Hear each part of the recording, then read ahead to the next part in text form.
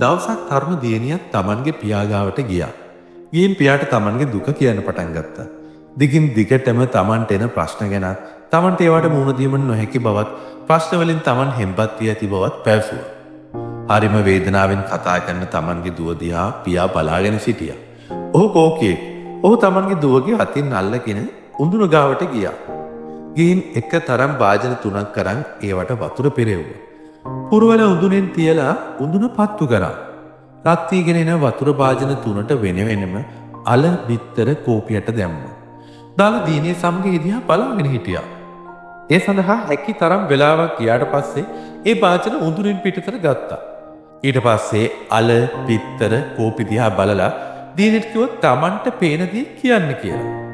කලින් තිබ්බට වඩා අල මෘදු වෙලා තියෙන හැටිත් බිත්තර මදේ කලින්ට වඩා ශක්තිමත් වෙලා තියෙන හැටිත් කෝපියට කලින්ට වඩා වෙනස්ම විදියකට වෙනස් වෙලා කෝපි පානයක් හැදිලා තියෙන හැටිත් ඈ පියාට තේරෙන විදියට කිව්වා. පියාගේ හිස අත ගෑවා. ඊට පස්සේ මෙහෙම කිව්වා. මේ අල බිත්තර කෝපි මුහුණ දුන්නේ එකම තත්වයකට. හරියට අපි ප්‍රශ්න වලට මුහුණ දෙනවා වගේ.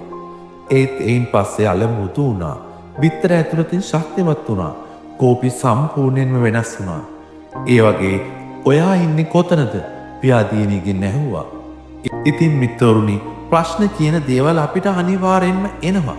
හැබැයි වැදගත් වෙන්නේ ඒ වයින් පස්සේ ඔයා කොතනද ඉන්නේ කියන එක.